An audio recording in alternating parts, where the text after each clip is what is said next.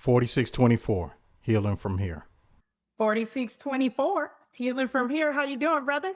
I'm good. I'm trying to stay warm. You know how it is. How about you? How you doing, sis? Same. Look at us. We look very winterish, like we are in a resistance to the cold weather. Like, don't try us. Like, Man, we look like we ready.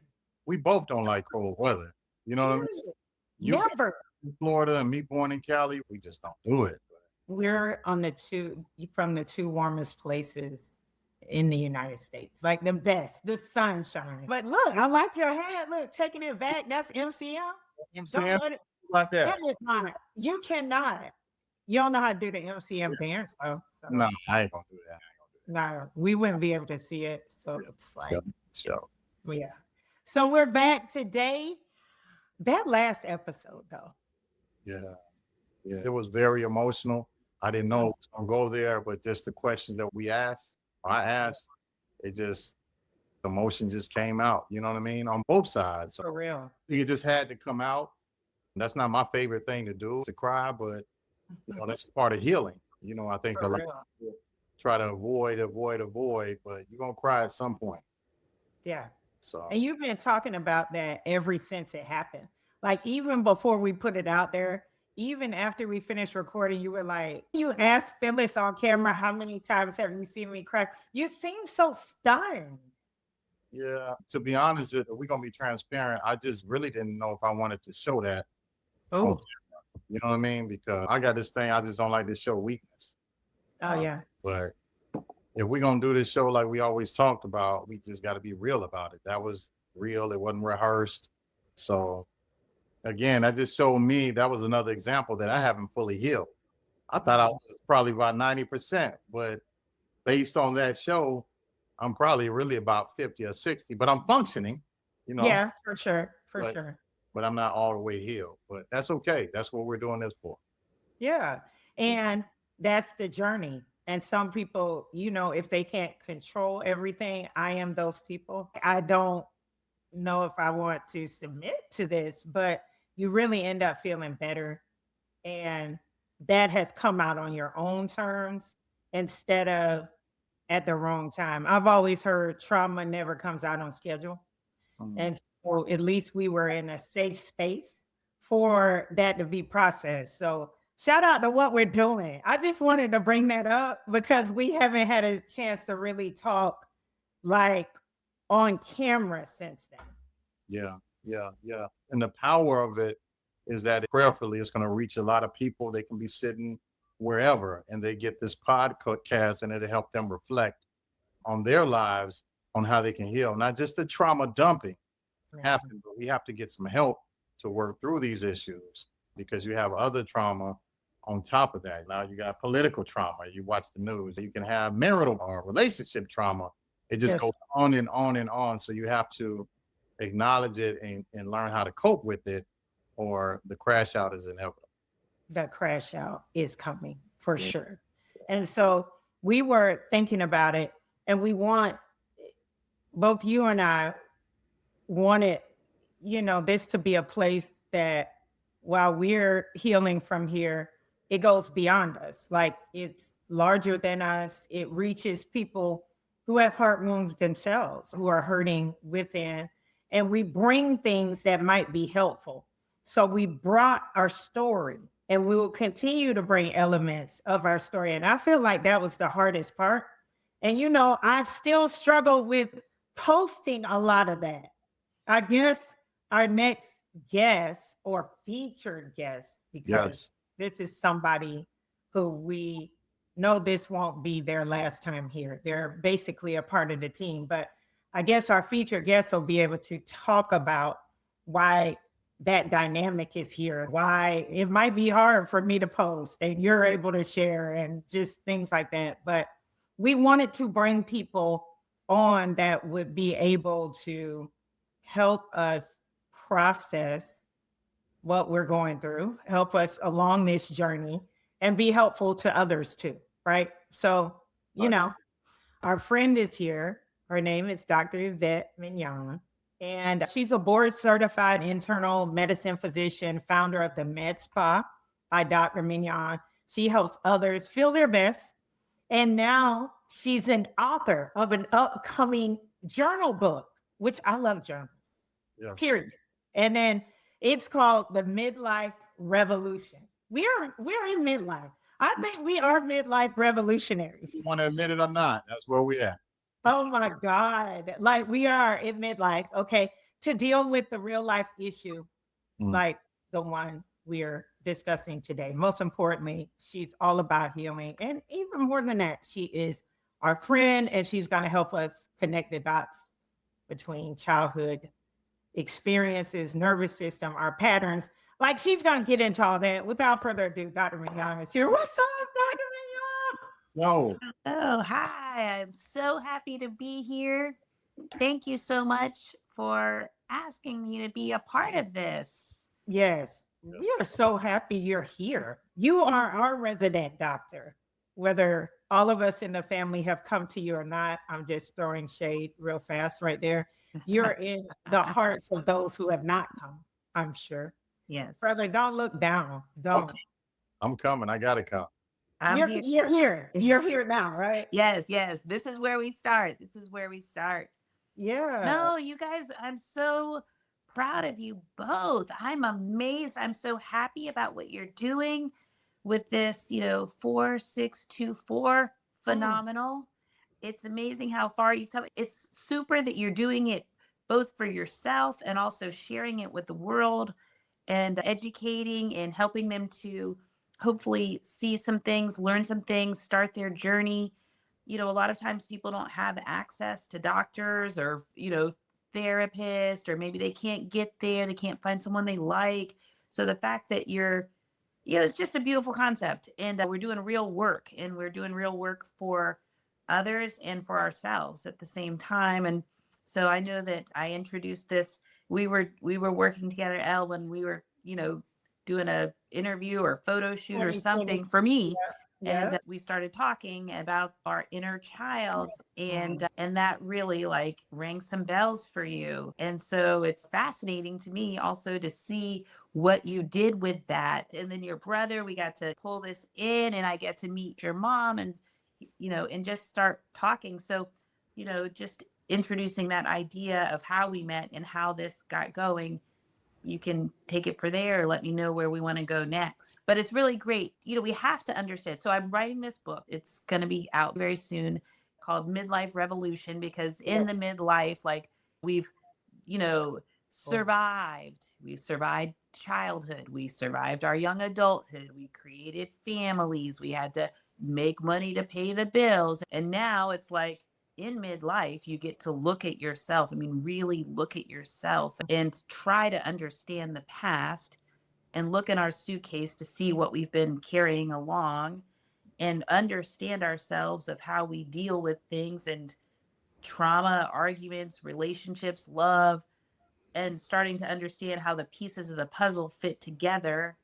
Right. Understanding what areas we want to, make better. So I just think it's great that you're doing this, because it's going to touch on all of those issues. And it's exactly what I like to talk about. I take care of thousands of patients. So I've seen it over and over. And so I'm just so excited. It's just a beautiful thing. Now, Doc. Okay.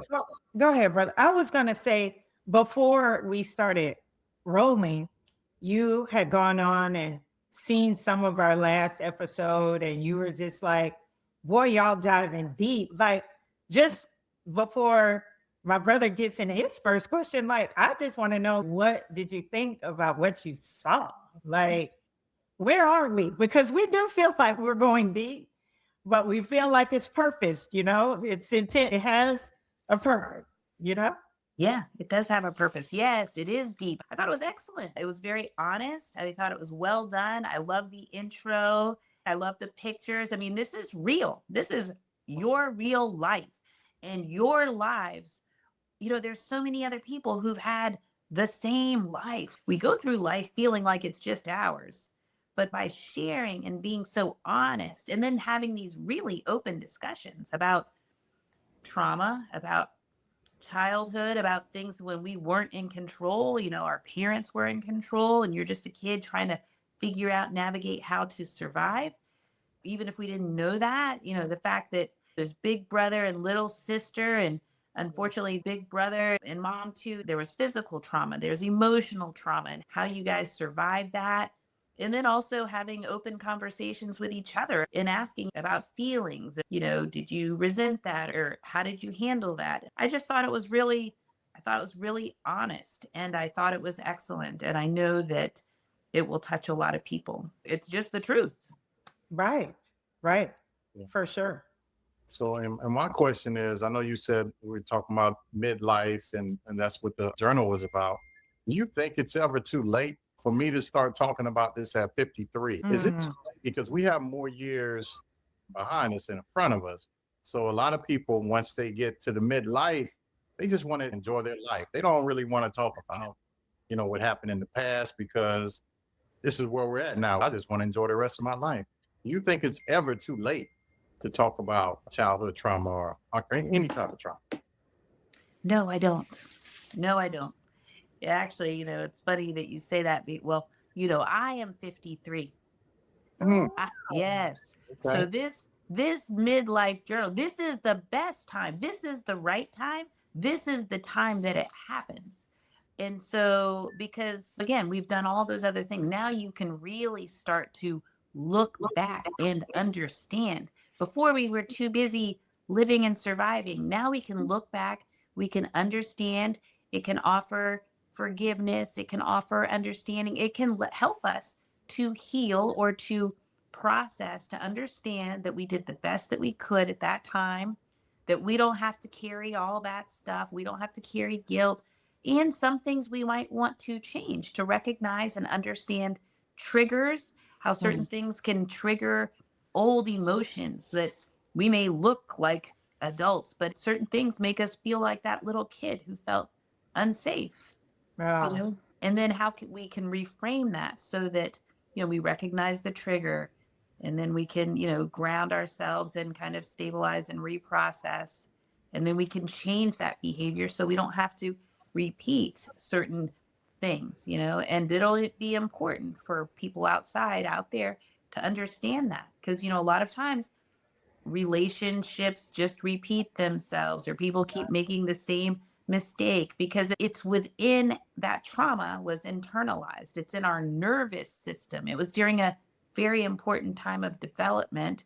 So we learned how to be quiet, or to stuff our Mm, emotions, or that chaos is normal. A lot of people relive that repeatedly in their young adulthood and marriage and so on and so forth. So it's really important for us to talk about that, to recognize that. And a lot of times, with our success or whatever, living life, we put those aside in a closet. But now it's time to understand them. So yeah, it's never too late. It's important, you know what I mean? There is value, real value in that, because it will only help us to be better and to be our best selves, as we like to say. Or sometimes we don't have to be so overachieving. Sometimes I can rest, we don't have to oh, push ourselves so hard. So it's important for us. Now we can parent ourselves as well. So yes. I think it's very, very important for peace, and to help us be our, best optimal self. And That makes me think about, you said we have more time behind us. This is what you said, brother, than ahead of us, right? And to that, people might be like, exactly. That's why I've been doing it this long. I'm good. But really, just hearing what you said right there, Dr. Mignon, it makes you think like, why would I live the time I do have ahead of me like I've been living before? Like, why wouldn't I want something different? Why wouldn't I want to see a healed version of myself, or even believe that to be possible? Because it is, right? It is possible, I believe. You know what I Yes. mean? Or we wouldn't be doing this and saying healing from here. And so I just think it was good to kind of say that, because your best days are ahead of you. I just have to believe that. Better days are ahead. Will we have challenges? Sure. But like you said, we do have more time to process right now. And so, yeah. yeah, it just made me think of that. And I It's think a lot of people, they go with the narrative of where they're at now because they're used to it, because of habits and all of that. So they're like, this is just how I am. And this is what's got me this far. but it may not take you that far if you continue. Mm. Sometimes we don't realize what we are doing, and we think this is just me. I'm short tempered. I'm a hothead. We justify the BS sometimes, and we just keep it moving. But you're not asking the people around you, how does it make them feel? Your kids, it might be all good to you, but your kids might be like, Dad, you suck. I don't like the way you communicate to me. Your wife Mhm. might be like, I love you, but if I didn't love you, I would have been gone. 20 years ago, You know 10. what I'm saying? Like, Yeah.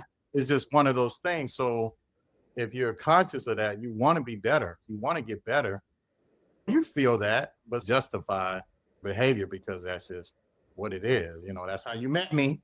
So you can't change me. That type Yeah. of Yeah, what do good point. Good point. Or like, we have this life, this is okay. We're doing well, or our kids are doing okay. But like you say, we want to heal from here. I think that was something Mhm. he said. And we're choosing a new pattern and a new voice and a new future. And yeah, you could be a better partner, a better spouse, a better parent. We don't have to be so either hyper vigilant or closed off or shutting down. Maybe when someone gets in an argument with their partner or whoever, instead of talking, they just don't talk, you know? Mm. But that's not the best way to communicate. Yeah, we want to be happy and we want the people around us to be happy too. So, Doc, Yeah. how has trauma, we'll start specifically with the Mhm. trauma that we discuss a lot, childhood trauma, how has that shaped us as adults, those who have gone through this? You were talking about patterns and our system and how this is embedded. Can you break that down a little bit? Like, how has it shaped us? Like, what is going on there when Yeah. it comes Yeah. out in like our behaviors or whatever? Well, it impacts our nervous system when we're a kid, right? But what does that mean? It means that we learned certain ways to survive that trauma, physical Mhm. trauma, emotional trauma, parent, whether it's, like I say, physical, emotional manipulation. You might have had to learn how to be quiet, shut down, accommodate, make the people around you happy, parent your parent, Mm. take physical abuse or, for others, or hide, be small, not be your big self. But it ingrains these kind of behaviors in us of what it took to survive that household. Mhm. And a lot of times we carry that forward, whether we know it or not. I mean, it's in our subconscious. It just is there. It shows up that way.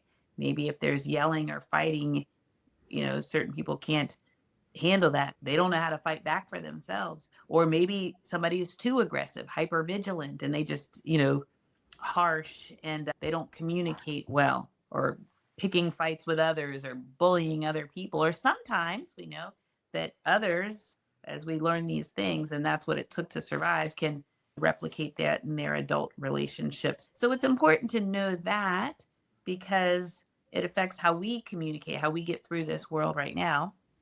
And we also want to recognize the triggers, certain things, and the feelings.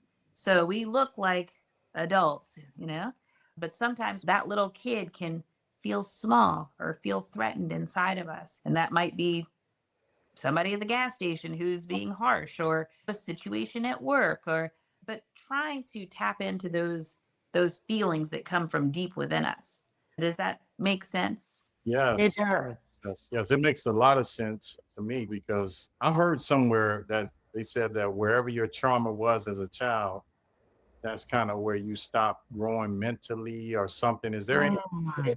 to that? Emotionally, I would say so. Yeah, you can get stuck and just have that stuck deep within you, your emotional memory. And a lot of times, people who've been traumatized or had challenging experiences, there's certain details you just can't even remember. There's Mhm. certain periods of time you just block out. You don't remember that, but you remember the feelings of not feeling big or being told that you were bad. So I have certain patients that might just repeat to me, like, I'm not a bad person. I'm a good person. I don't understand. They just keep saying the same kind of a thing, even though yes, you're a beautiful person, you're a kind person, you're a successful person, you got a job, you pay your bills, you're a good parent. But they still hear this inner voice saying, you're bad, you're not capable, you're not smart enough, you're not from the right side of town, whatever, these negative inner voices that can happen. So yeah, you can. Yep. No.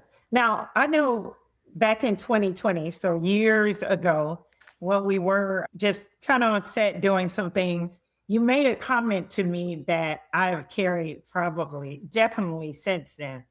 And you began to tell me about inner child. And I was beginning to process some things for the project I was working on then.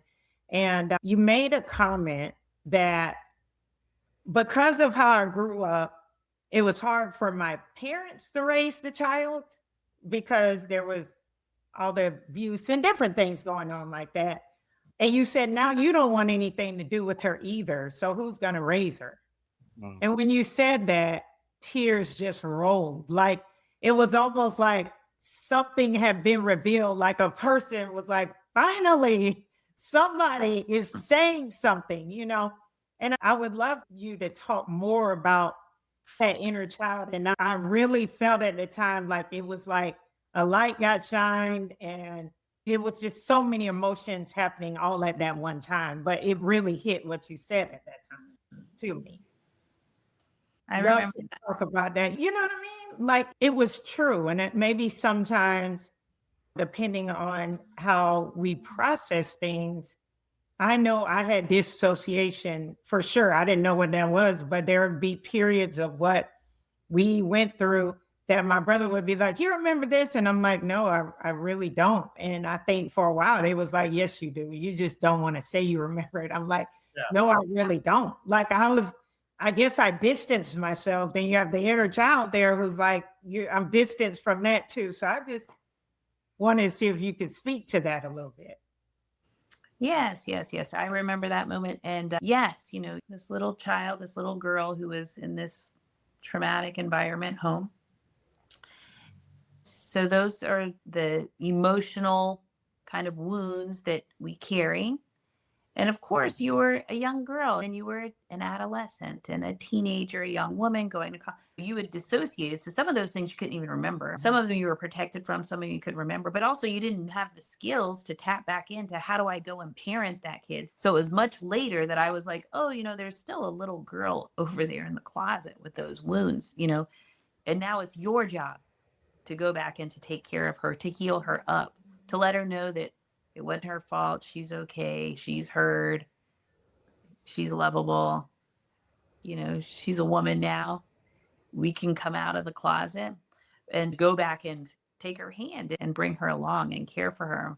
And sometimes that takes writing that little girl or that little boy a letter and tapping into some of those feelings, not to be re-traumatized, but to recognize and to validate, because no one was there to validate those feelings. The adults around us were busy doing their problems. They had their own situation, but that person wasn't being tended to. That child wasn't being tended to. And so now you can go back, and that's part of the healing, which is to recognize those patterns and to say to that child, like, you did the best that you could. You did a darn good job and you survived. You did what you had to do to survive.